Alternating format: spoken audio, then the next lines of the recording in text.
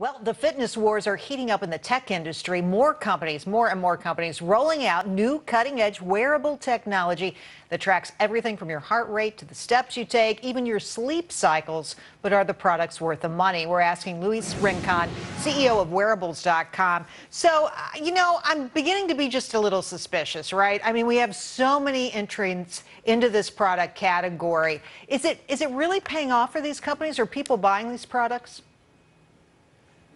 Jared, great to be back.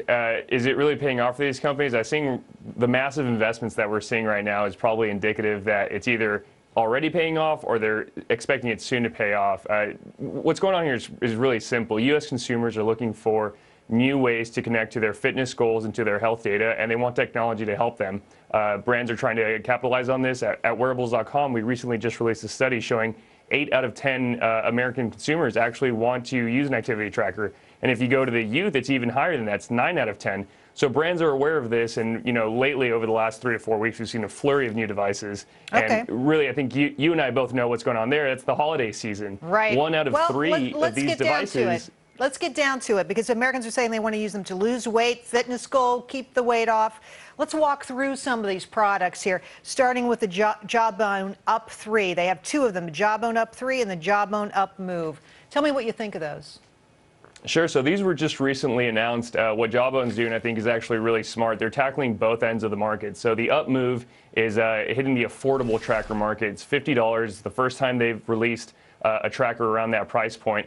And it's kind of quick and easy. It'll hopefully get a lot of the people who are maybe kind of a little bit more skeptical on it. They want an easier barrier to entry. The Up 3, it's a really cool looking device, isn't it? It's a little bit more fashionable. It's definitely at the upper end of the spectrum. It's nearly $200. Both these devices are recently released, and they're definitely looking to capitalize on the holiday season. Microsoft has come out with one to mixed reviews. What do you make of it? Do you like it? I like it so far. I think the mixed reviews have probably neutraled out. There's a lot of people who are, polarizing, saying this is a great device so far. They weren't expecting such good UI from Microsoft. However, on the poor side, you're seeing some battery issues, and you're also seeing some issues with accuracy of this data. I think we'll see a little bit more as this plays out. It was just announced this week. It's a little too soon to tell. I'm excited to play around with it personally. So what's UI? I'm sorry. That means user interface. It means the way that you interact with the data, the way that you interact with the technology. People were not expecting such good results out of Microsoft's first wearable in that sense. And so what happened to the Fitbit people? Because they really led the way in this category. Oh yeah, so Fitbit, don't say what happened to them. They're still the leader when it comes to the general consumer activity tracker. They actually just announced 3 new devices, 2 of whom you can't get them yet. They're coming soon. The other one is the Charge, and this one is a little bit more expensive compared to their other trackers. Again, they're looking to capitalize on the holiday season. I think they're also going to go a little bit further up the spectrum and start trying to tackle more of the really premium users, kind of like the Up users or the Microsoft Band with their Surge device, which comes out soon. And there's a company called Misfit Wearable Flash. Tell us about that.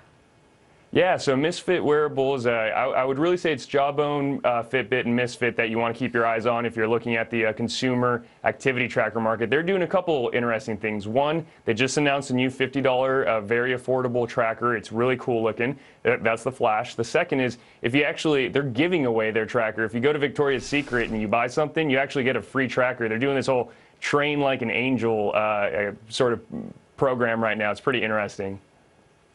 And, so I've had the Jawbone before, and so it's doing everything. It's, your sleep, your steps. It really tracks a lot of different things. Down the road, what are they going to be looking at? What's going to be the next cool thing that we don't see yet?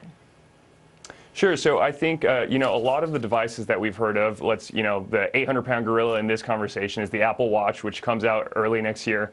We're going to start seeing more and more smartwatches come out. I think more smartwatches will essentially start acting like these general activity trackers. I also think you might even start seeing them interact with your health insurance. There's some interesting stuff going on with corporate employee insurance, where one day it might even be subsidized. In our recent study, actually, it showed 1 out of 3 wants to get lower health insurance rates by sharing their activity and health data with the health insurance companies, and corporate wellness programs are taking advantage of this and saving hundreds of thousands of dollars in reduced claim costs. And getting their brains wrapped around our personal lives in a way you've never seen before. There's no privacy, is there? Luis, thanks for coming on the show tonight. Great to see you. Great to see you as well, Jerry. Thank you.